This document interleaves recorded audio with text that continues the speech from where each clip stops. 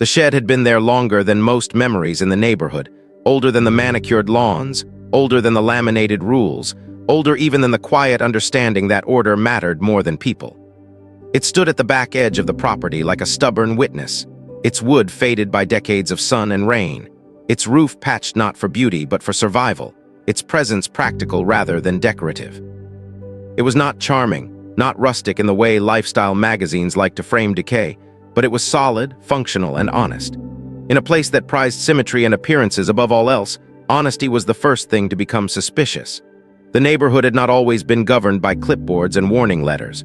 Once it had been land with space to breathe, where sheds existed because tools needed shelter and not because someone wanted to test the boundaries of compliance. Over time, that openness had been replaced by a homeowners association that sold the idea of protection while quietly redefining control.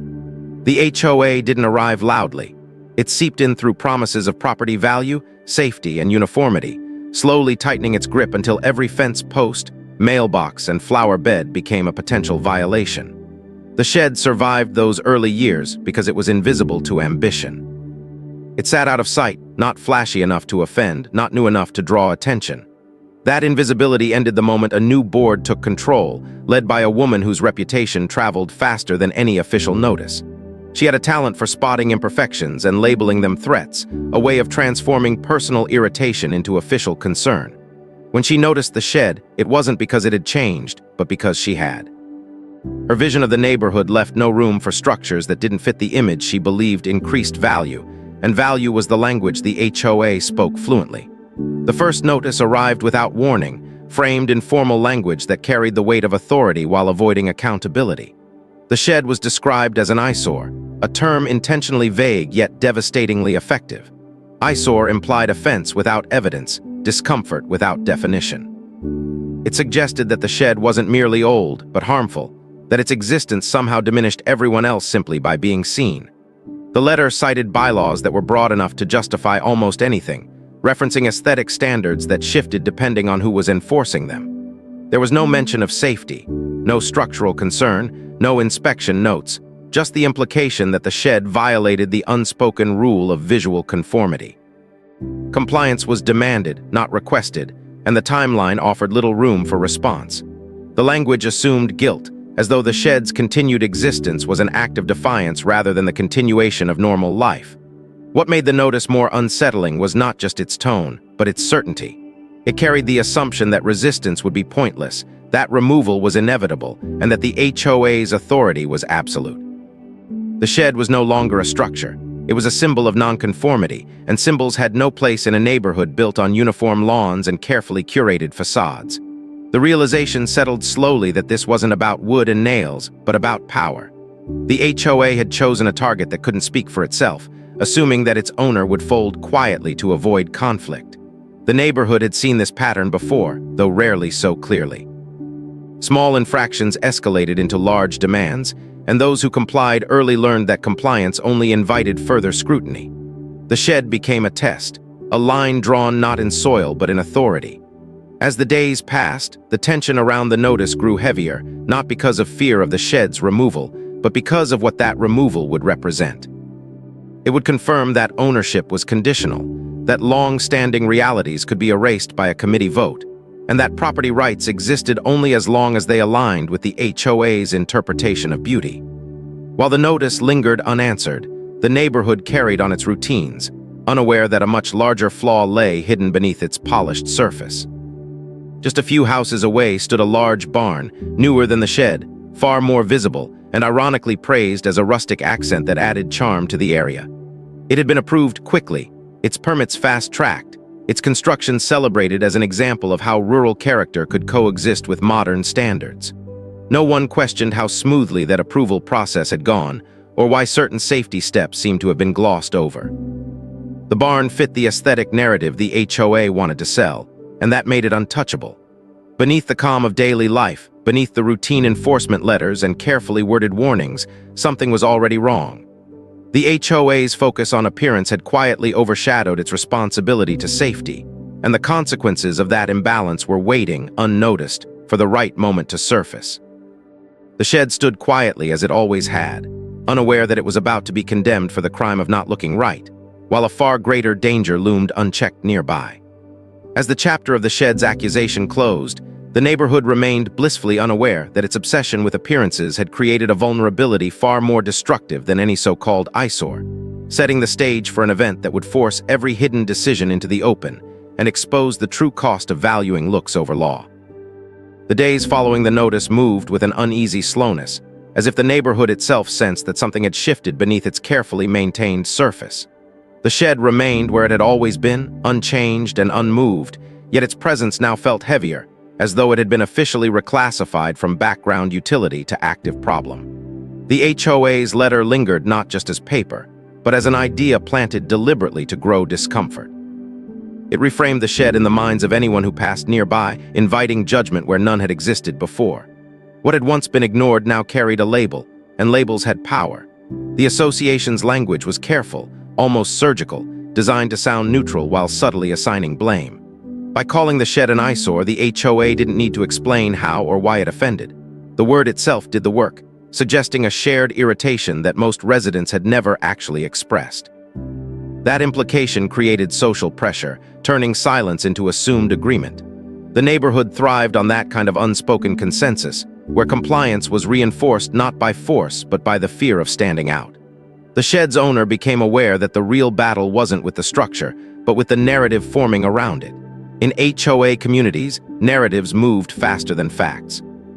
A single violation notice could quietly reshape how a person was perceived, casting them as uncooperative, careless, or indifferent to shared standards. That reputational shift was often enough to secure compliance without further action. As the days passed, the HOA board continued its routine inspections, clipboards in hand, moving from yard to yard with a practiced sense of authority. They measured grass height, noted fence colors, and documented minor deviations that reinforced their role as guardians of order. Each action served as a reminder that the association's reach extended into every visible corner of private property.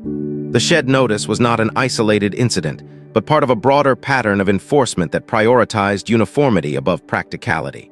Yet beneath this orderly surface, cracks were beginning to show. The barn down the road, the one praised for its aesthetic contribution, had been the subject of quiet concern among a few residents who understood construction better than most. Its electrical setup had been installed quickly, almost too quickly, with little visible oversight.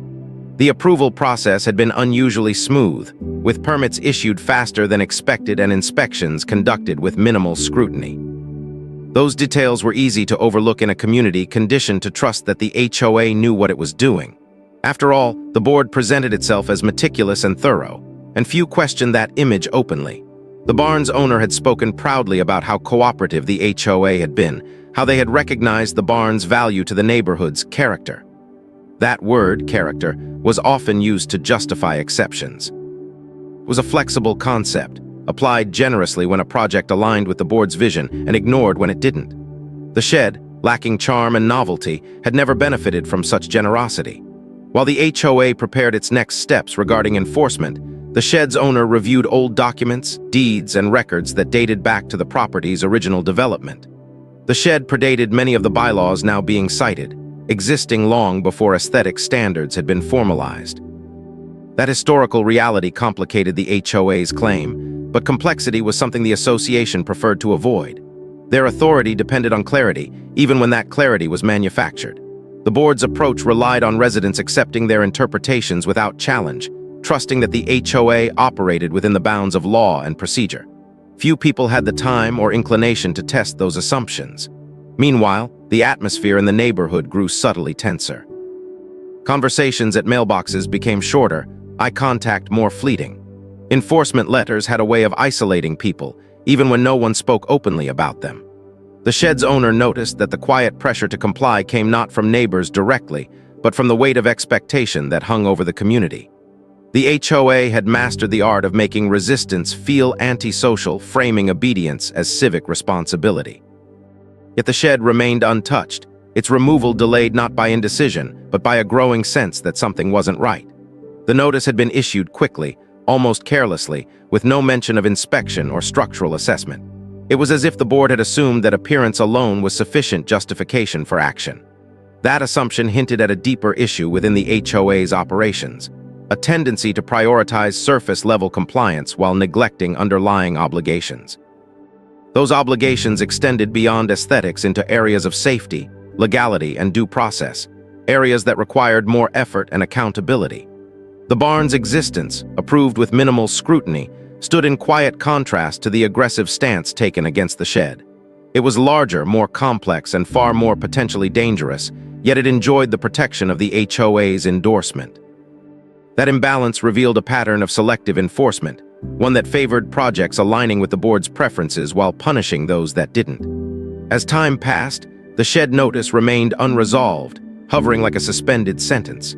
The HOA sent follow-up reminders, each one more insistent than the last, escalating the tone without addressing the underlying questions raised by the shed's history. The letters warned of fines, liens, and further action, invoking the full weight of the association's power. They framed compliance as inevitable, suggesting that resistance would only make matters worse. That pressure was designed to exhaust rather than persuade, relying on attrition to secure submission. Yet even as the HOA tightened its grip, events were unfolding beyond its control. The barn, with its hurried construction and overlooked details, was quietly becoming a liability. Its wiring, installed under the assumption that approval equaled safety, carried risks that no one had fully examined.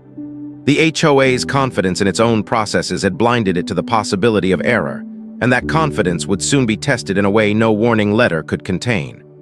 As the second chapter closed, the neighborhood remained outwardly calm, its lawns trimmed and its facades pristine. But beneath that calm lay unresolved tensions, unequal enforcement, and a growing divide between appearance and reality.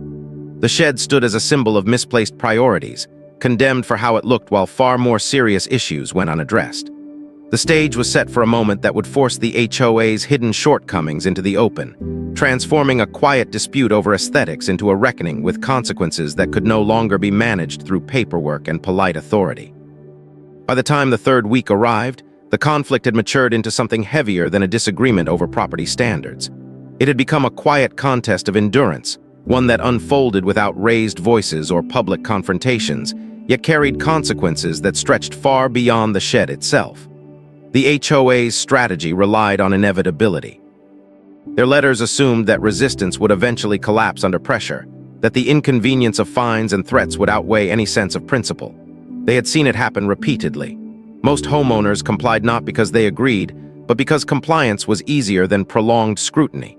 The shed's continued presence disrupted that expectation. Each day it remained standing undermined the association's confidence, reminding them that their authority, while broad, was not absolute. That realization unsettled the board more than they were willing to admit. Internally, the issue was no longer about aesthetics but about precedent. Allowing the shed to remain unchallenged would signal weakness, inviting other residents to question enforcement decisions. The HOA's power depended on consistency, even if that consistency was selectively applied. To preserve that image, the board began preparing for escalation, discussing formal penalties and legal pathways with the same detached tone they used for routine maintenance issues. They framed these steps as necessary safeguards, not punishments, reinforcing the narrative that the shed's owner was forcing their hand. Outside the boardroom, the neighborhood absorbed the tension in subtle ways. Residents noticed more frequent patrols, more detailed inspections, more notes left behind for minor issues that previously went unremarked. The HOA's increased vigilance felt like a warning, a reminder that noncompliance anywhere could invite scrutiny everywhere. That atmosphere fostered compliance through fear rather than agreement, tightening the association's grip even as it revealed the insecurity beneath it. The shed stood quietly through it all, unchanged by the scrutiny it attracted. Its weathered boards bore the marks of years spent sheltering tools and equipment, practical scars that spoke to function rather than form. Those marks were now cited as evidence of neglect, reframed as proof that the structure failed to meet community standards. The HOA's interpretation ignored context, history, and purpose, focusing instead on how the shed looked when viewed through the narrow lens of uniformity. That lens filtered out nuance, reducing complex realities to simple violations. Meanwhile, attention drifted briefly toward other projects in the neighborhood, including the barn that had once been celebrated as a model of compliance. Its presence loomed larger now, not because it had changed, but because the contrast between how it had been treated and how the shed was being handled grew harder to ignore. The barn's approval had been swift, almost effortless, granted under the assumption that visual appeal equated to community benefit. That assumption had spared it the scrutiny applied to less attractive structures, creating a disparity that only became obvious when examined closely. A few residents began to question that disparity privately, connecting the dots between selective enforcement and unchecked approval. These questions rarely surfaced openly, suppressed by the same social pressures that encouraged silence around the shed. The HOA's authority thrived on that silence, interpreting it as consensus rather than compliance. As enforcement efforts intensified, the shed's owner continued to gather information, not as an act of defiance but of preparation. Records revealed how often the HOA had relied on broad language to justify actions without substantiating claims. Aesthetic standards were invoked repeatedly, yet rarely defined, allowing the board to adapt interpretations to suit immediate goals.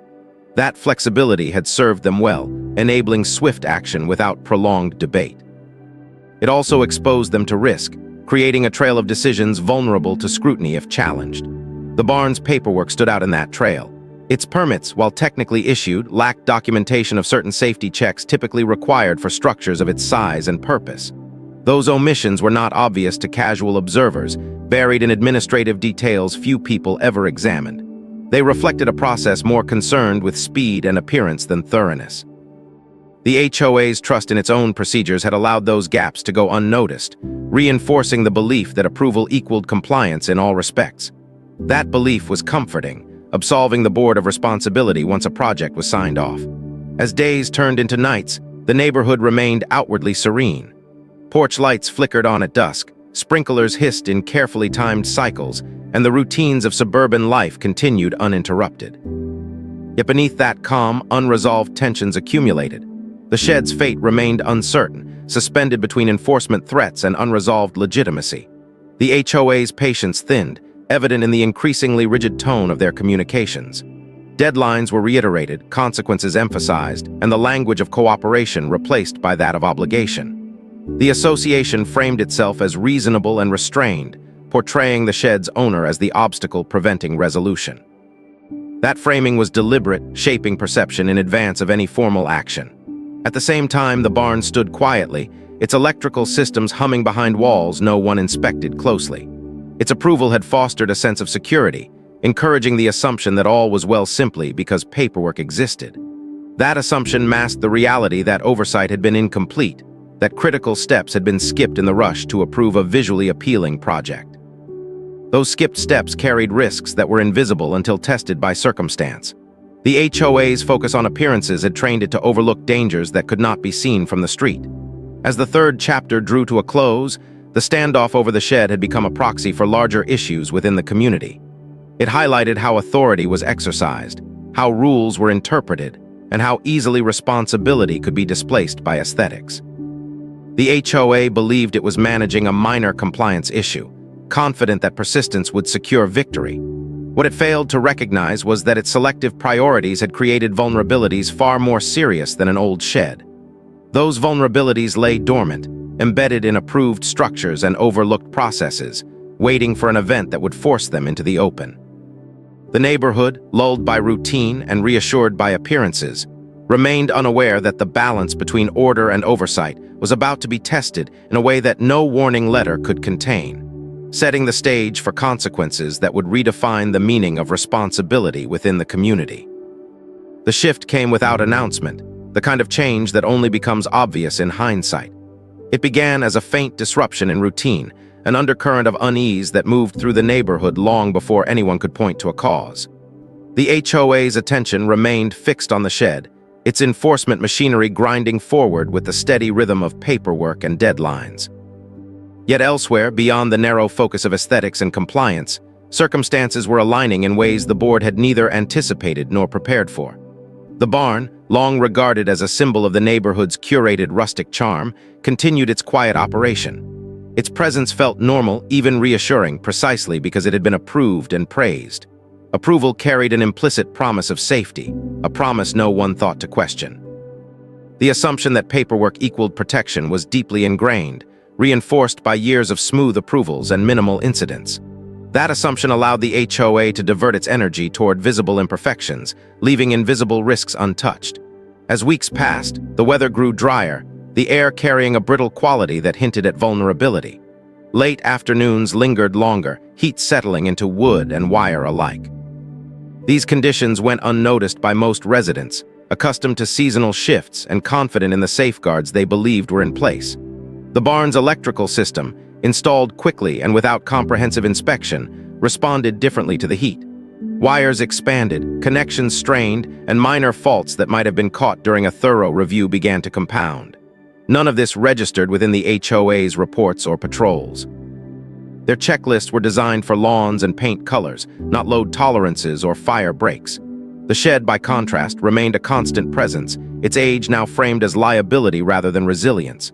The HOA's communications intensified, emphasizing deadlines with a sense of finality. Each letter reinforced the narrative that the association had been patient, reasonable, and clear. The implication was that any further delay was a choice, and choices carried consequences.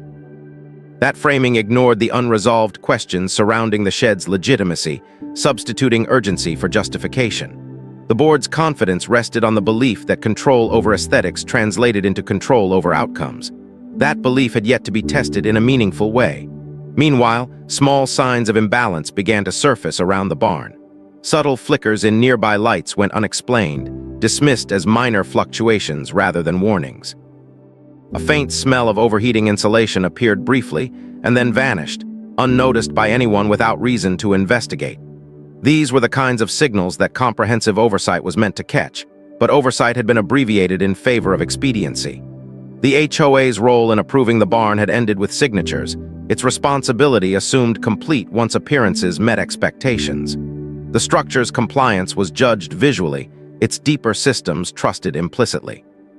The neighborhood continued its routines, unaware that the margins of safety were thinner than assumed. The shed's owner sensed the imbalance growing, though not in a way that could be easily articulated. The dispute over the shed had revealed how selectively the HOA applied scrutiny, how quickly it mobilized against what offended the eye while overlooking what threatened unseen. That realization fostered a broader awareness of how fragile the association's authority truly was, built on assumptions rather than verification. The board's confidence seemed performative, sustained by the absence of crisis rather than the presence of diligence. That absence would soon matter. On an otherwise ordinary evening, the barn became the center of attention in a way no one had anticipated. It began quietly, without dramatic signs, as a fault deep within the structure found an outlet. Heat built where it shouldn't have, feeding on dry materials and enclosed spaces. By the time visible signs emerged, the situation had already progressed beyond simple containment. Smoke rose where none had risen before, cutting through the calm of the neighborhood like a question no one could ignore. The response was swift but reactive, driven by urgency rather than preparation. Emergency vehicles arrived, their lights reflecting off manicured surfaces that had never been tested by real danger. The barn, once celebrated for its contribution to neighborhood character, now dominated attention for a far different reason. Fire spread along paths created unintentionally, exploiting design choices that had prioritized appearance over safety.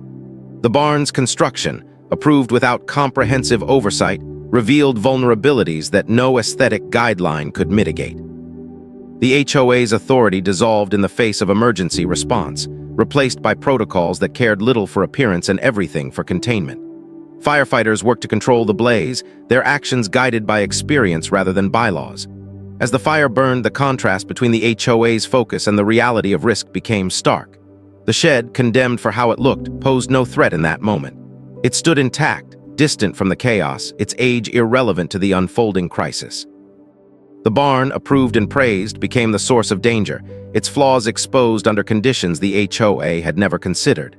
The neighborhood watched as smoke and flames transformed a symbol of compliance into evidence of oversight failure. In the aftermath, questions emerged naturally, driven by necessity rather than curiosity. Fire department officials began their work not with blame, but with investigation. They examined wiring, permits, and inspection records, seeking to understand how the fire had started and why it had spread the way it did. Their focus was not on aesthetics, but on procedure, compliance with safety standards, and adherence to regulations designed to prevent exactly this kind of incident.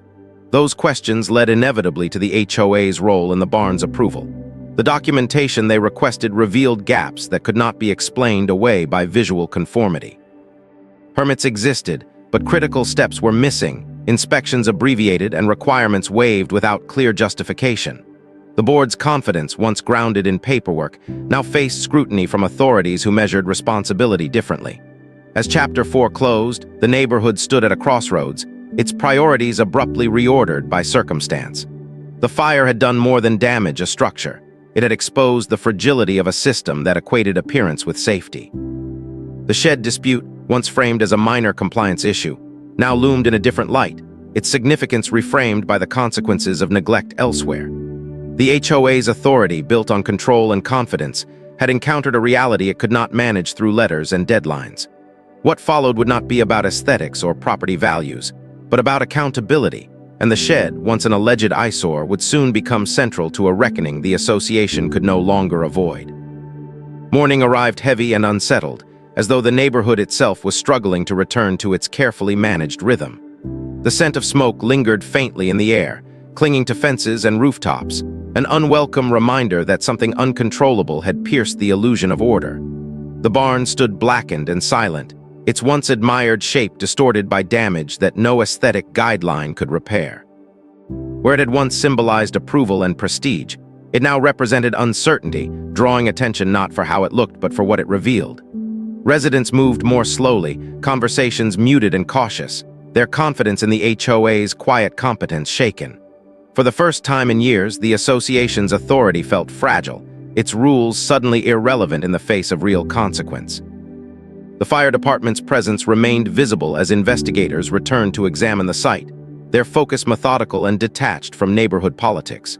They approached the barn not as a symbol, but as evidence, tracing burn patterns, examining wiring, and reconstructing a timeline that would explain how a structure approved under community standards had become a hazard.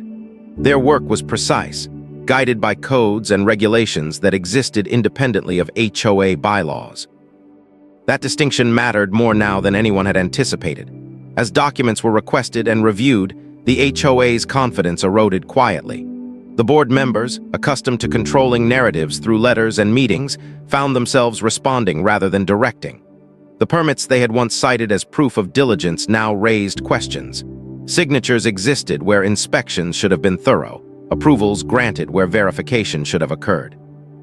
What had been treated as routine paperwork now carried weight, each omission amplifying the sense that appearance had been allowed to substitute for responsibility. The barn's approval process, once a point of pride, became a source of discomfort as investigators compared what should have been done with what actually was. Meanwhile, the shed's owner watched the shift with a growing sense of clarity. The dispute over the shed had always felt disproportionate, an exercise in authority rather than necessity. Now, in the shadow of the fire, that imbalance was impossible to ignore. The shed remained intact, its age suddenly reframed as irrelevant in a conversation dominated by safety and accountability. It had never posed a risk, never drawn emergency response, never required investigation. Its condemnation had been based entirely on how it appeared, not on what it endangered. That contrast sharpened the underlying question: what exactly was the HOA responsible for protecting? As investigators continued their work, word spread quietly through the neighborhood. Residents who had once deferred to the HOA's judgments now whispered about skipped steps and rushed approvals. The barn's construction timeline was revisited, its rapid progress viewed through a more skeptical lens. How had such a complex structure moved from proposal to completion with so little scrutiny? Why had concerns never been raised, inspections never delayed? These questions circulated without answers, filling the silence left by the HOA's uncharacteristic restraint. The board, aware of the scrutiny, retreated into formal language and legal caution. Communication slowed, enforcement letters paused, and the shed notice remained unresolved, suspended in a limbo created by events far beyond its scope. The association's usual assertiveness was replaced by careful neutrality, a sign that their authority had been compromised by circumstances they could not control. The fire department's findings began to take shape, not as accusations, but as conclusions drawn from evidence. The origin of the fire was traced to electrical faults exacerbated by installation choices that failed to meet required standards. Those choices were not malicious, but they were negligent, the result of oversight reduced to formality. The permits issued by the HOA did not align with municipal safety requirements, revealing a disconnect between what the association approved and what regulations demanded. That disconnect placed responsibility squarely on the approval process, exposing the risk of treating compliance as a visual exercise rather than a substantive one. As these findings emerged, the HOA's role shifted from enforcer to subject. The board members, who had once dictated terms to homeowners, now faced questions about their own procedures. The confidence that had fueled their enforcement efforts faltered under external evaluation. Their authority, effective within the closed system of the neighborhood, proved insufficient when measured against broader standards of safety and law. The shed dispute, once framed as a matter of compliance, now highlighted the HOA's selective priorities.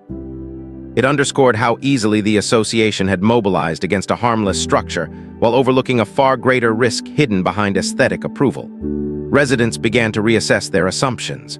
The rules that governed paint colors and fence heights suddenly seemed trivial compared to the consequences of neglected oversight. The barn's damage served as a tangible reminder that safety could not be enforced through appearance alone. The HOA's silence on the shed issue became conspicuous, signaling a retreat from confrontation as the board recalibrated its position. Enforcement letters stopped arriving, deadlines quietly ignored, as though the association hoped the issue would fade into the background amid larger concerns. Yet the shed did not disappear, and neither did the questions it raised. Its continued presence became a quiet counterpoint to the burned barn, a living example of misplaced priorities. The fire department's involvement brought a new tone to the neighborhood, one grounded in accountability rather than authority. Their investigation did not consider aesthetic value or property prestige. It focused on compliance with standards designed to protect life and property. That focus reframed the narrative entirely, shifting attention away from superficial order towards substantive responsibility.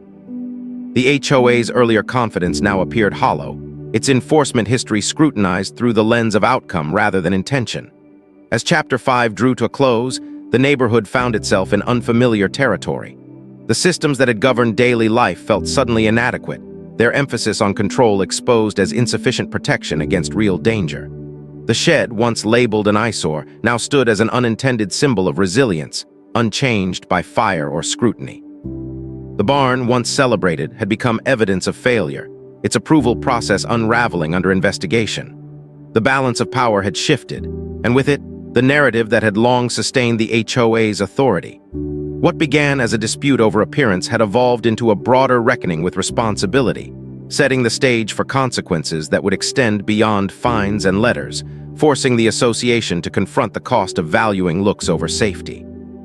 The weeks following the fire did not bring the resolution many expected, but instead stretched the tension into something quieter and more unsettling. The barn remained cordoned off, a blackened structure surrounded by official tape that fluttered faintly in the wind, a visual reminder that the neighborhood's sense of control had been compromised. Residents passed it daily, each glance reinforcing the reality that approval and safety were not the same thing. The HOA, once omnipresent in its enforcement, grew noticeably restrained. Meetings were held behind closed doors, communications filtered through cautious wording, and the familiar tone of certainty was replaced with guarded neutrality. The board had entered a defensive posture, aware that every action was now subject to interpretation beyond the neighborhood's boundaries. Their authority, once exercised freely, now felt conditional, tethered to findings they could not influence. The fire department's investigation deepened, expanding beyond the immediate cause to examine systemic practices. Inspectors reviewed not just the barn's permits, but the broader approval process that had allowed shortcuts to go unnoticed. They traced patterns of expedited sign-offs and minimal documentation, building a picture of an HOA more concerned with consistency of appearance than consistency of safety. That picture did not rely on dramatic revelations.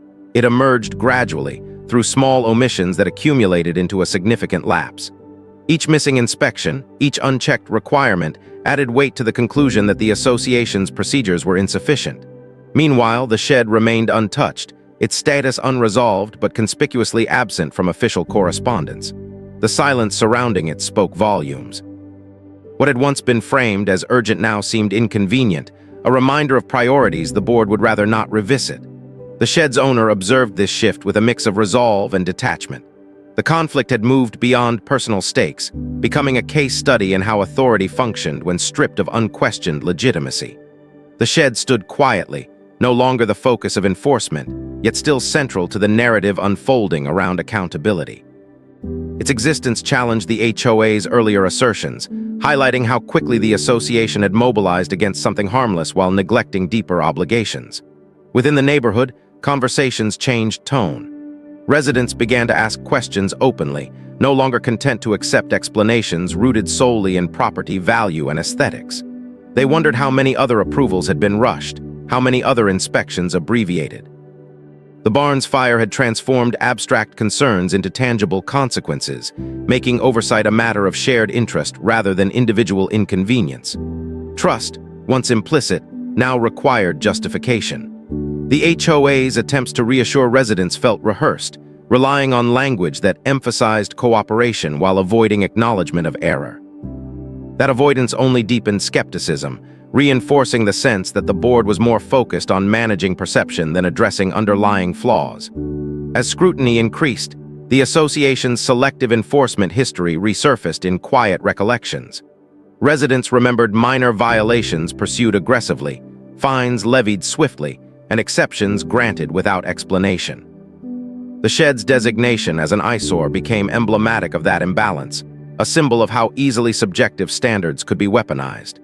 In contrast, the Barnes approval revealed the risks of treating compliance as a visual checklist. The disparity between these approaches underscored a fundamental inconsistency in the HOA's mission. It claimed to protect the community, yet its actions suggested a narrower focus on maintaining an image. That contradiction became harder to ignore as external authorities continued their evaluation. The fire department's findings, while technical, carried broader implications. They pointed to a failure of governance rather than a single mistake, emphasizing the importance of process over appearance. These conclusions did not assign blame casually.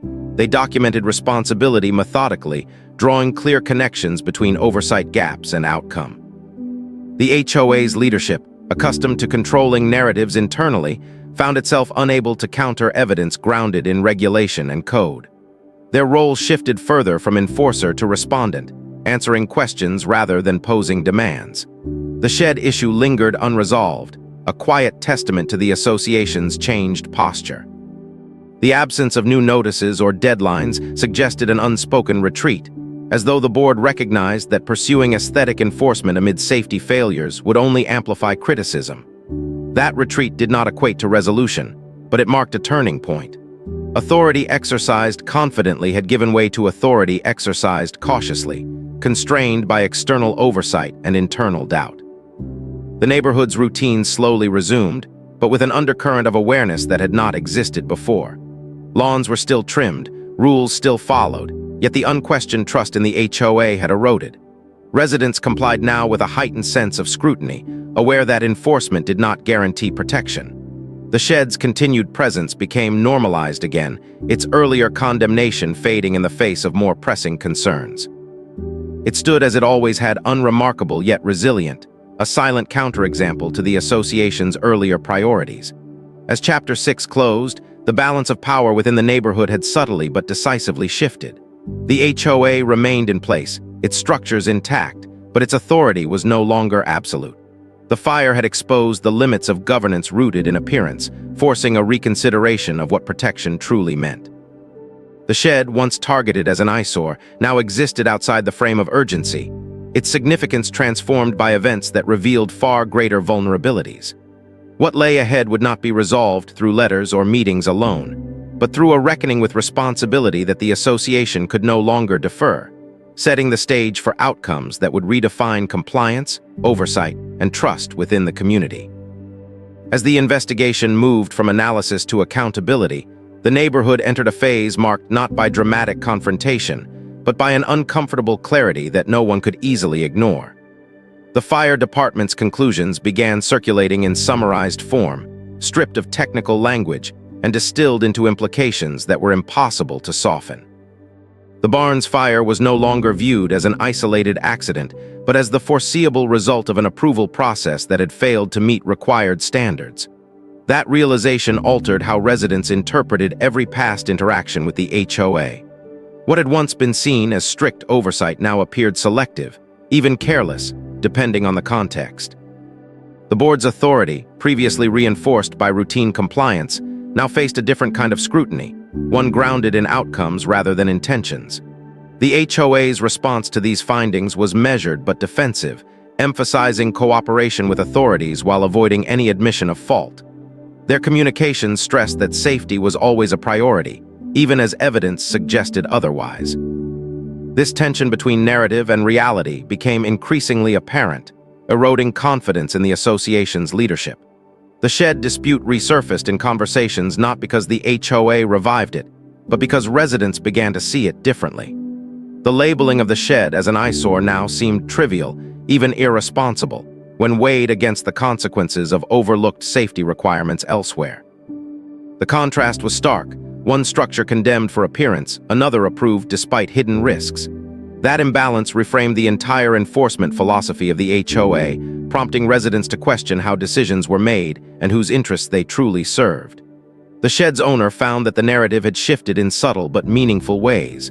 Where there had once been quiet judgment, there was now curiosity, and in some cases, quiet acknowledgement. The shed's continued existence was no longer seen as defiance, but as evidence that the HOA's priorities had been misplaced.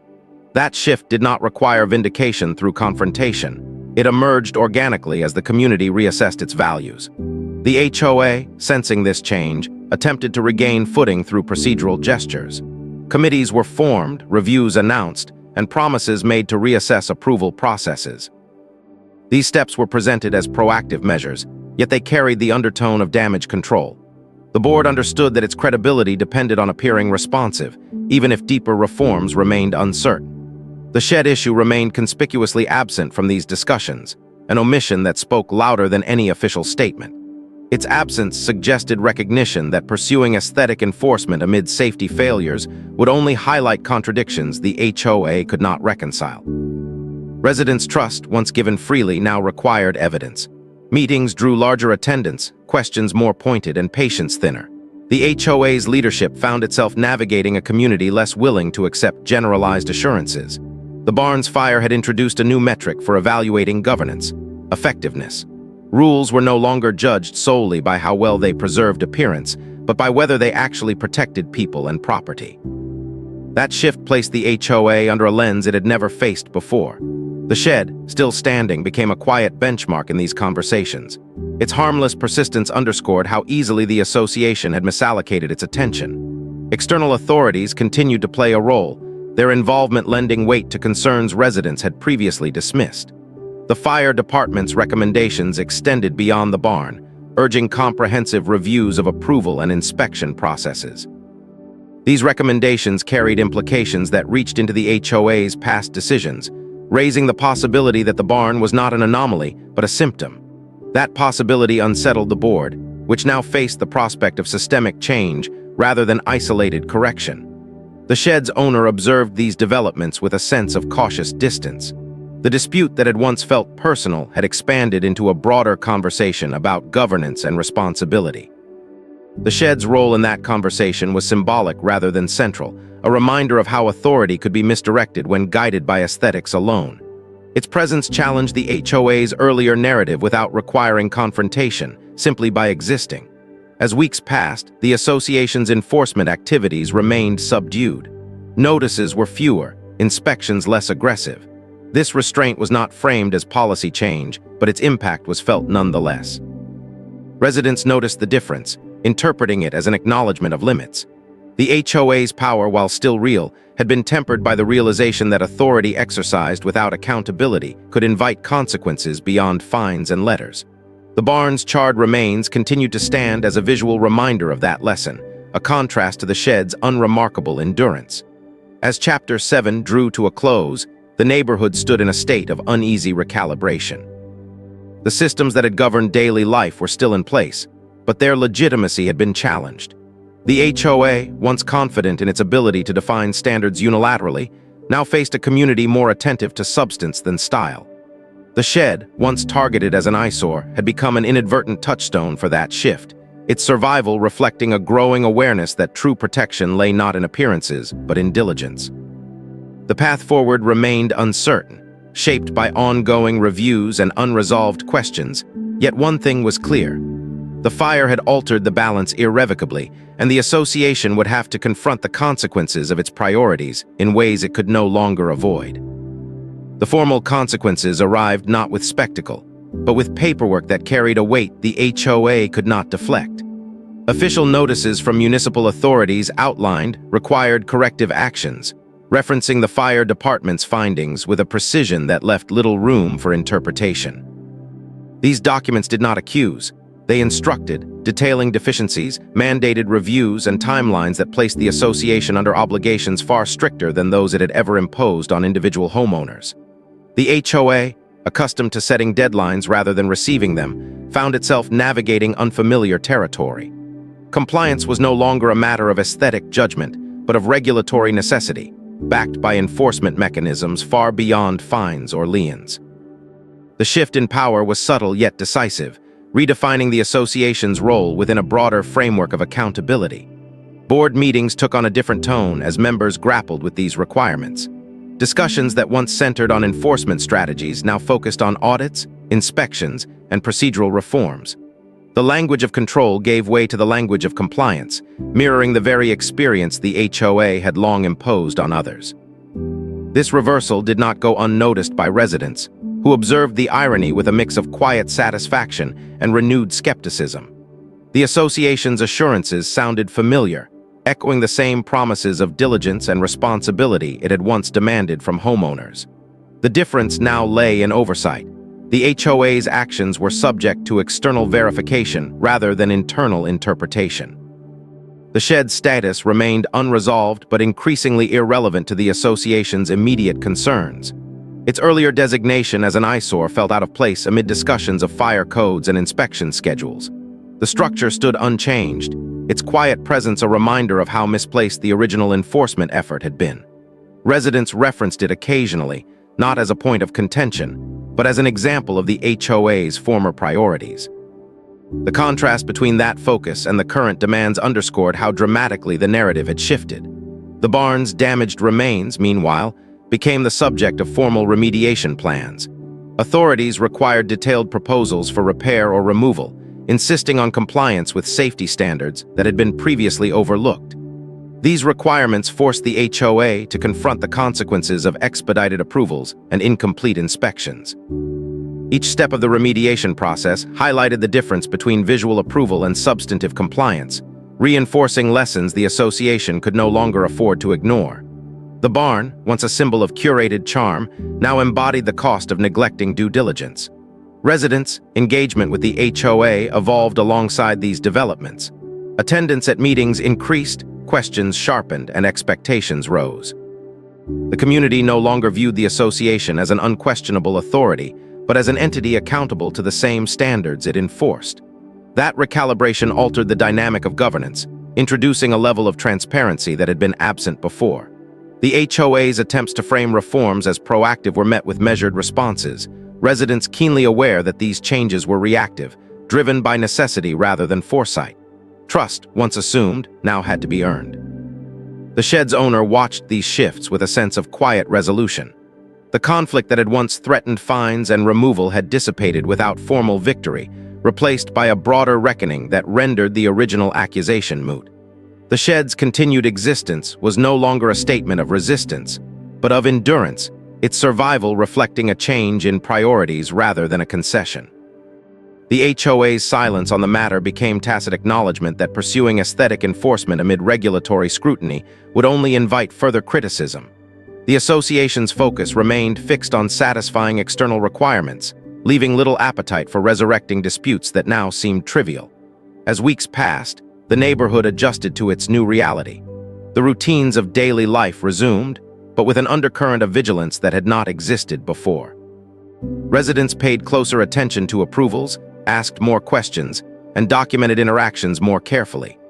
The HOA, aware of this scrutiny, operated with a caution that contrasted sharply with its earlier assertiveness. Enforcement became more measured, decisions more deliberate, reflecting an understanding that authority without accountability was no longer sustainable. The barn's remediation progressed under supervision, each step monitored to ensure compliance with standards that had once been treated as formalities. As Chapter 8 drew to a close, the neighborhood stood transformed not by confrontation, but by consequence. The fire had forced a re-examination of values, shifting focus from appearance to responsibility. The shed, once labeled an eyesore, had become a quiet witness to that transformation, its continued presence underscoring how easily priorities could be misaligned. The HOA, reshaped by external oversight and internal reassessment, faced a future defined by diligence rather than dominance. The path forward remained uncertain, but the lessons were clear. Governance rooted in aesthetics alone was fragile, and true protection required attention to what lay beneath the surface. The reckoning did not arrive as a dramatic collapse, but as a slow unraveling that touched every corner of the neighborhood's shared assumptions. By now, the HOA's transformation was unmistakable. Where enforcement once moved quickly and confidently, it now proceeded cautiously, each decision weighed against the possibility of scrutiny. The association's leadership had learned, through consequence rather than choice, that authority exercised without rigor could invite outcomes far beyond their control. This realization permeated their actions, altering not only how rules were applied, but how they were justified. The language of meetings shifted from certainty to explanation, from command to rationale. Residents noticed the difference immediately, sensing that the balance of power had tilted in subtle yet enduring ways. The barn's remediation continued under close supervision, its progress measured not by appearance, but by adherence to safety standards that could no longer be abbreviated. Inspectors returned repeatedly, their presence reinforcing the new reality that compliance was no longer self-defined. Each visit underscored how much had been overlooked in the past, how easily shortcuts had been rationalized under the guise of efficiency. The HOA, once the gatekeeper of approvals, now functioned as an intermediary, coordinating with authorities rather than dictating terms. This role reversal carried a quiet humility, one that contrasted sharply with the board's earlier posture. The shed, still standing, became an unspoken reference point in these proceedings.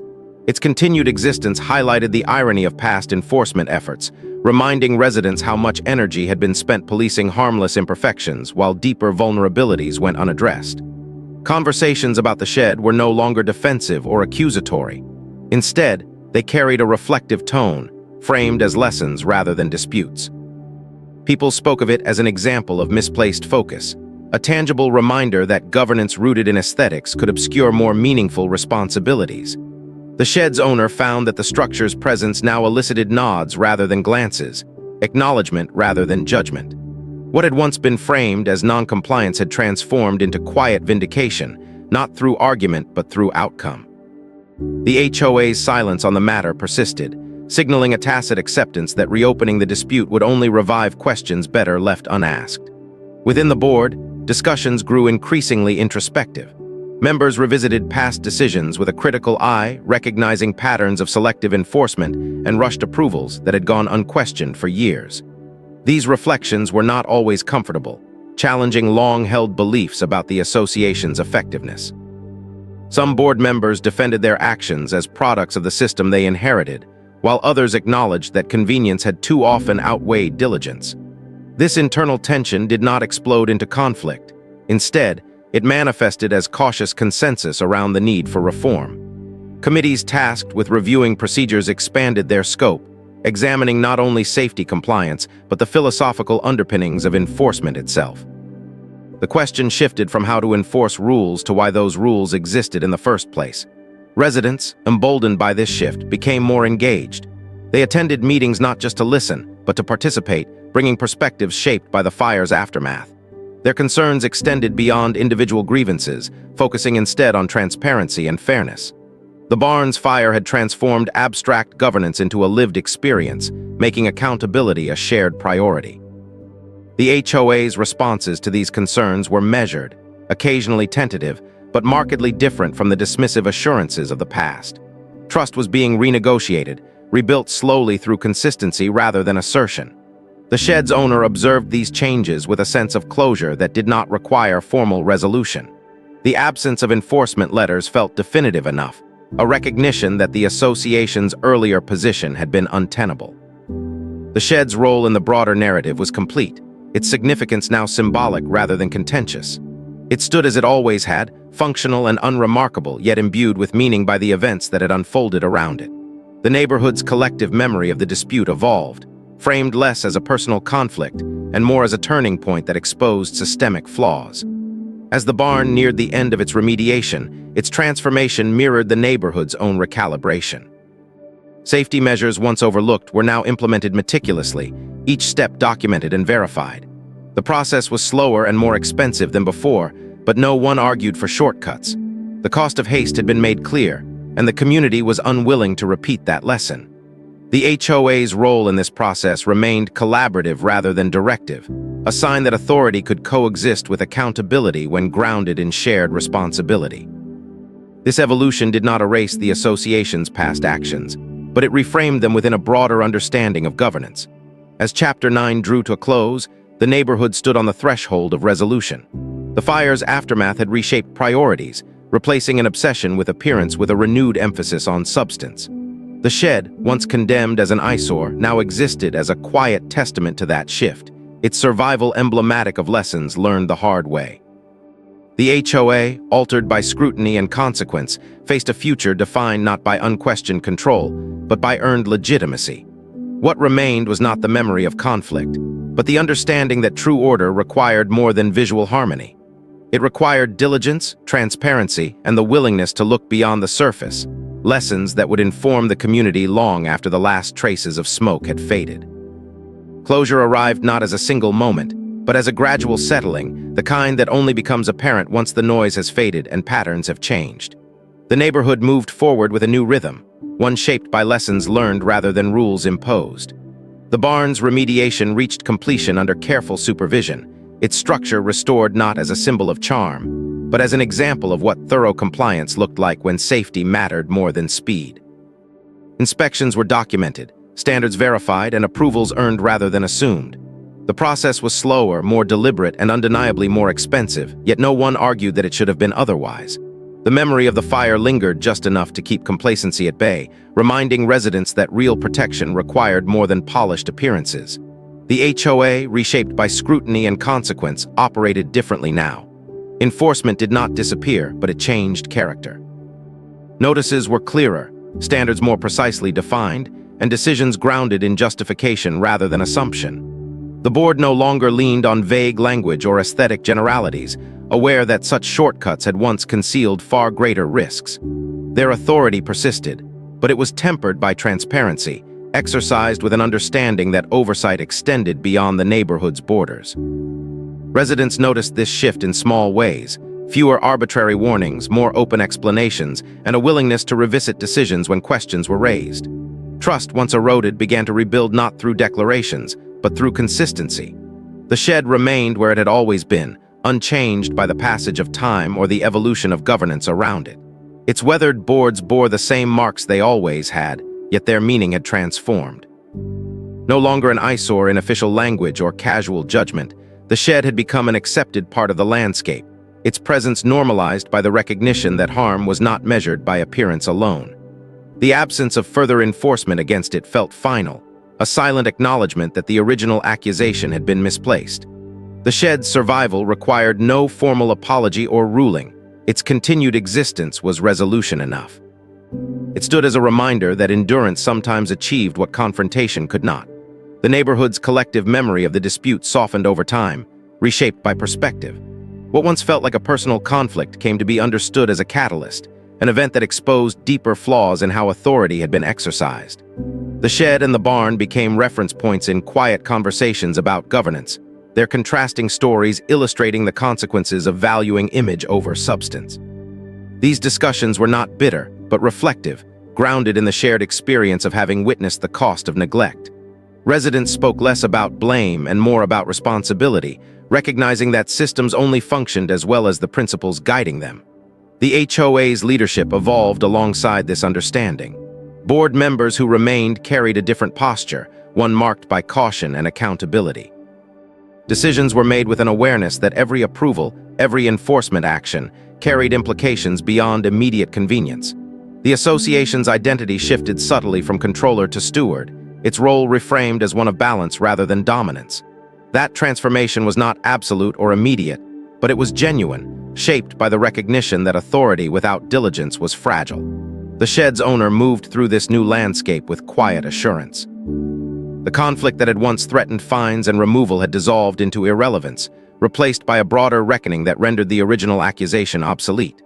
There was no need for vindication, no desire for triumph. The outcome spoke for itself, reflected in the HOA's changed behavior and the neighborhood's recalibrated priorities. The shed continued to serve its purpose, sheltering tools and memories alike, its significance now inseparable from the story that had unfolded around it. Life in the neighborhood returned to familiar routines, yet those routines carried a subtle difference. Residents paid closer attention to approvals, asked more questions, and documented interactions with a care that had not existed before. This vigilance did not stem from distrust alone, but from an understanding earned through experience. The fire had shown how quickly assumptions could unravel, and that knowledge remained present even as normalcy resumed. The HOA's processes reflected this awareness, incorporating checks that had once been overlooked. Safety reviews became standard rather than exceptional, and aesthetic considerations were balanced against substantive requirements. As time passed, the barn faded from memory as a crisis, remembered instead as a turning point. Its restoration stood as evidence that correction was possible when accountability was embraced. Shed, by contrast, remained a constant, its quiet persistence anchoring the narrative in continuity rather than disruption. Together, these structures told a story the neighborhood would not forget, one about the difference between looking right and being right. In the end, the resolution was less about who won and more about what changed. The HOA learned that authority derived from responsibility, not perception. Residents learned that compliance did not guarantee protection, and that vigilance mattered. The shed, once dismissed as an eyesore, became an enduring symbol of that lesson, its unremarkable presence carrying meaning precisely because it had been underestimated. The neighborhood emerged altered but intact, its systems refined by consequence rather than collapse. What remained was not the memory of a dispute, but the understanding that true order required attention to what lay beneath the surface, a lesson etched quietly into the landscape and carried forward in the way the community chose to govern itself.